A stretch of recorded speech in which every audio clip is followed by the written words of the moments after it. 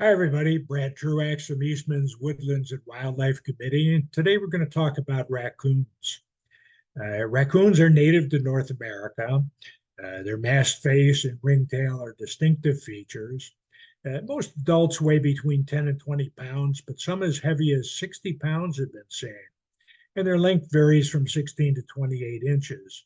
Their front paws are very dexterous, almost human looking, and we'll spend some time talking about their paws in a little while. They're primarily nocturnal, which means they're active at nighttime, and some are crepuscular, meaning active at dusk or dawn. They're excellent climbers and excellent swimmers.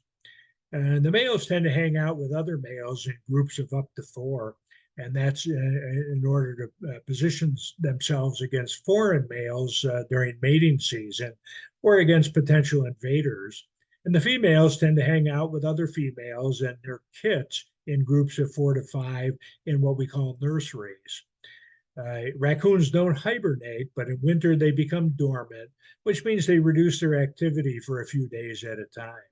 So, where do raccoons live? They usually live in wooded areas near water, and they like wooded streams or lowland forests and marshes because amphibians, crustaceans, and other animals around the shore of lakes or rivers are an important part of their diet.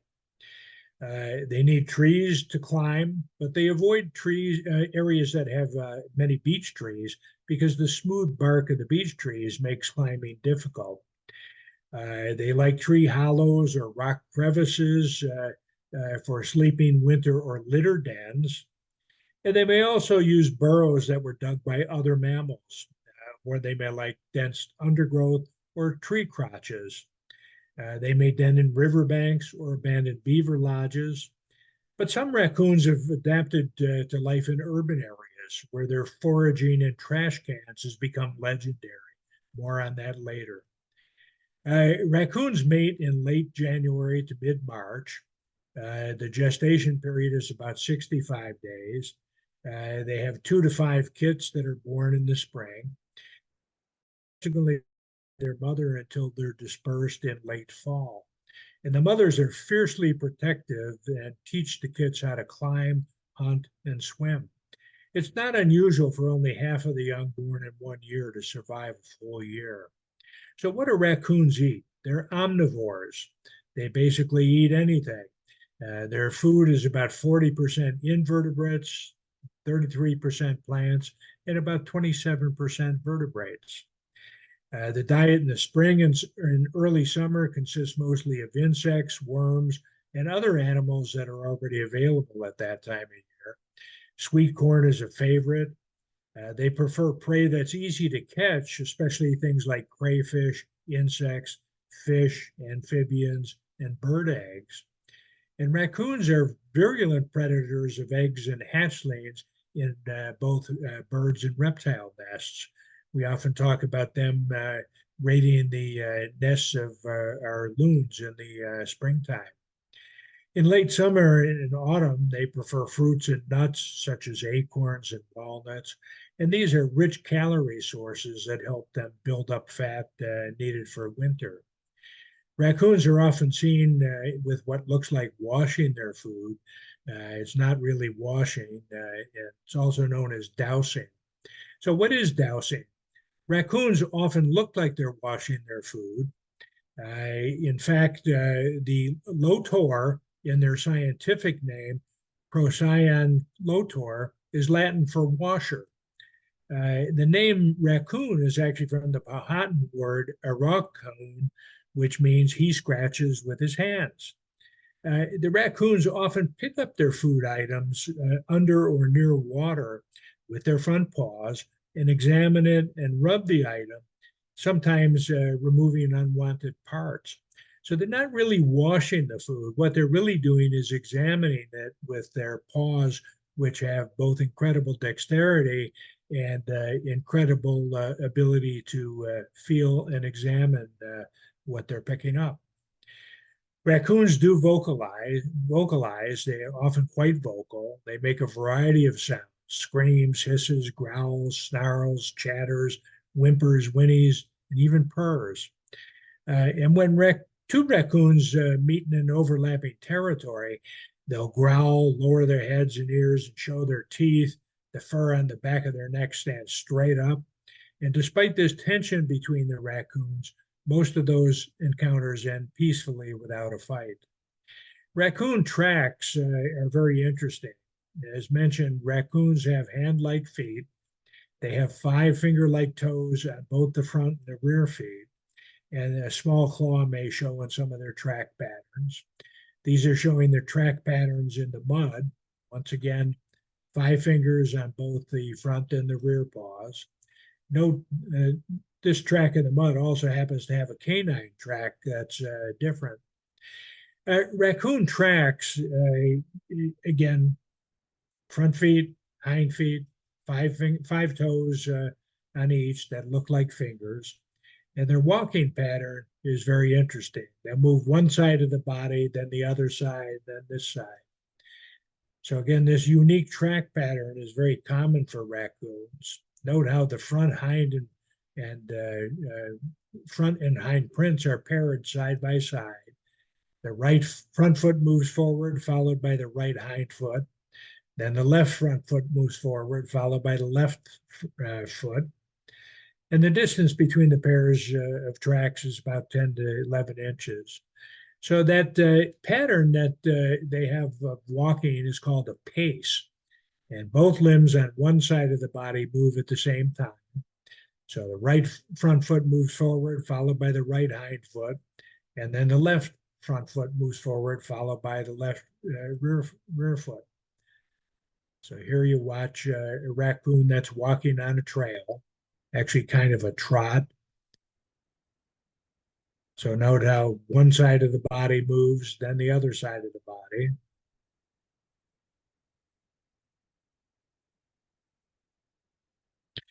Raccoon paws, again, these hand-like paws with very long fingers make them extremely dexterous.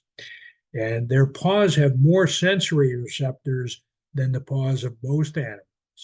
And this helps them open trash cans or even doors. And some say they can even unlace shoes. I don't know about that, but they're very dexterous. And their hind feet, interestingly, can rotate 180 degrees. And this is very helpful when they're climbing down trees. Raccoons are very inventive. Watch these raccoons team up. They'll use their hand-like paws to open the trash cans, and sometimes they even give birth within trash cans.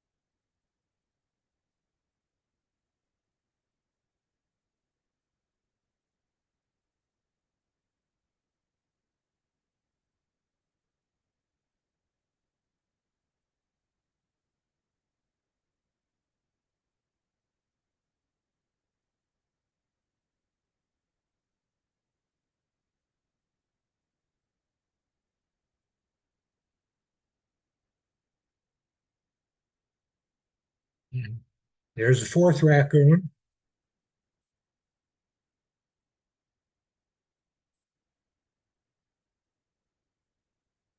And if you didn't think they were going to get out of those garbage cans, they did. Here they are.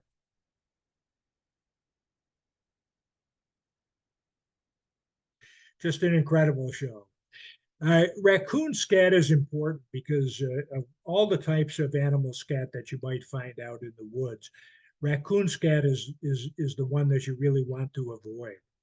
The color and consistency and the shape obviously vary with the diet, but their scat is often tubular with very blocky ends. So if you look over here, these ends are somewhat blocked off, which is fairly unusual for most types of animal scat.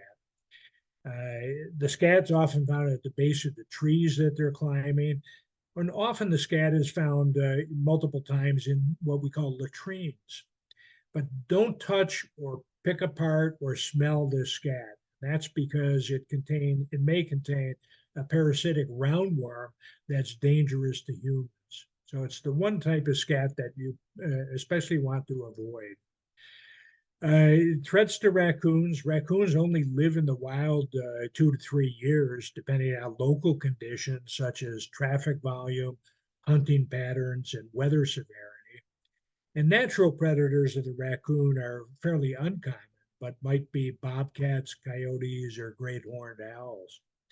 And the most frequent natural cause of death of raccoons in North America is distemper. But hunting and motor vehicle accidents are the main causes of death in many areas. And they may also starve if it's a long, cold winter. And they're susceptible to diseases like rabies and bacterial diseases like leptospirosis, listeriosis, tetanus, and tularemia. And the parasitic roundworm that's found in raccoon feces is the reason humans should not touch, pick apart, or smell raccoon scat. Trichinosis may occur from eating undercooked raccoon meat. So raccoons have actually surpassed skunks as the species most often implicated in transmitting rabies here in North America. An affected raccoon might appear agitated, aggressive, fearless, or lethargic. And though many raccoons may be seen during the daytime, they're primarily nocturnal animals. So if you see a raccoon during the daytime, it may be a manifestation that that animal has rabies. Now, that's a little different from foxes. We've said before that the old adage, if you see a fox during daytime, it's an indication they're rabies. That's not true for foxes, but it is true for raccoons.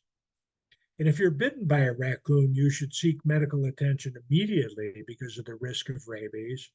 And if you suspect a rabid raccoon based on the symptoms that I noted above, make sure that you keep your pets away and call New Hampshire Fish and Game's Wildlife Division at that phone number listed below.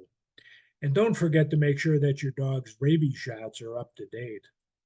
A few tips for dealing with raccoons. Try to avoid contact with them. Don't touch, pick apart, or smell their scat.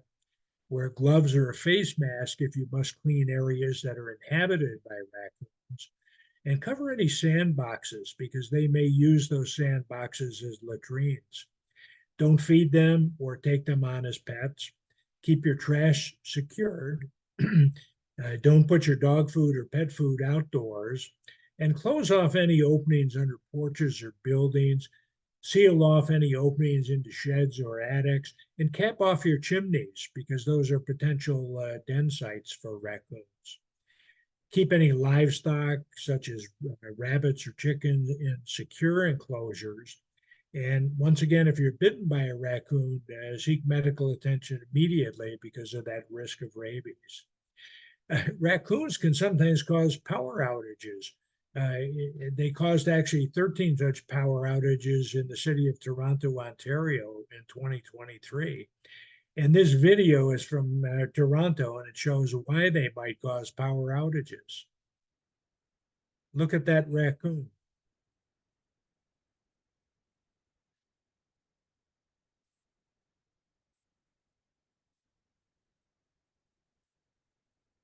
In, incredible video. Raccoons are also fighters. They're powerful fighters that can kill an attacking dog twice its weight. and they often coax that dog into water where their swimming and fighting skills are no match for the dog. So, what about the mask? Is it more than just a hallmark? Some say it hides their eyes from predators. Some think that it's to reduce glare, much like football players will put black wax on their face in order to reduce glare. And some think it actually helps them see better in the dark by reducing any peripheral light that's coming in. So, raccoons, are they just clever bandits or are they neighborhood pests? Well, raccoons will raid garbage cans in search of food. They may den in uncapped and unused chimneys. They occasionally gain access to attics or outbuildings. And they'll also roll up in freshly laid sod looking for worms or grubs. And they can cause considerable damage to your gardens or truck crops, particularly sweet corn. So that's a little bit about raccoons. Hopefully, you've learned a little bit. Hopefully, you won't have any encounters with those raccoons.